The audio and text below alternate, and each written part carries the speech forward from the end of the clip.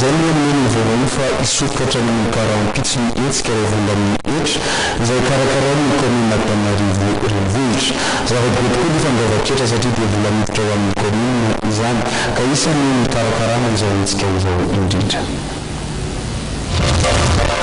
Mbola ambany ny tapavitrean'ny olona mandeha eto amin'ny commune Antananarivo renivohitra. Ny 7,500 olona manatrano sy tananatra eto no mandeha izany ara-dalàna raha mipetraka ho amin'ny commune. Tena ambany dia ambany ny tany famboaran-ketra amin'olona raha tsy tena fa hoe eo amin'ny 40% ny olona tena mandoa eto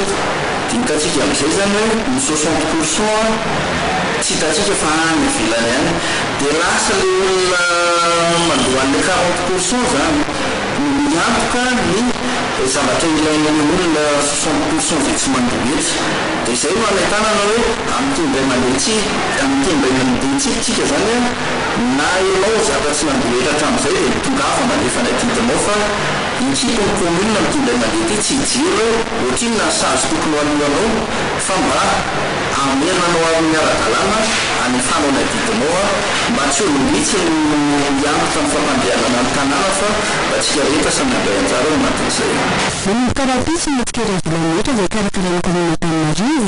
Zava-dehibe ny fandoavan-ketra raha ny fanazavana voray satria ny etra no hany vola miditra amin'ny commune ahafahana mampandeha ny raharaha sy ampandrosoana ny fitantanana ny tanàna. Fantatsika tsirairay avy zany fa ny commune tsisy fidiram-bola tsy mitady vola hoe ohatrany hoe fomba ahafahana mitady vola fa amin'ny alalan'ny etra zany no ananany commune vola. Dia rehefa manana vola ny commune afaka manamboatrany lalana mandrehitra ny jiro manao ny zavatra rehetra zay hita eto amin'ny vahoaka zany ka raha ohatra zany ka tsy mandoa etra ny olona dia tsisy azontsika atao raha tsy tena fotsiny hoe misy ny service gratuit atolotry ny commune anisany fantatsika rehetra ngamba ny pompier.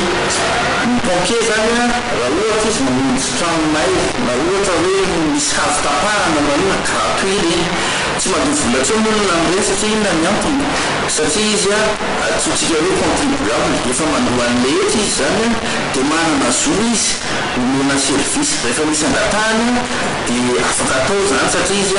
anisan'ny matotsika hoe contribuable izy zany hoe izy zany manome vola milona aty amin'ny commune ahafahana manondra service anazy am'izay. Ny tanàna no andrahona rehetra ho an'ny gouvernement mitondra ny vohitra izay manomboka ny rampitsy ary tsy farany raha tsy ny fahasity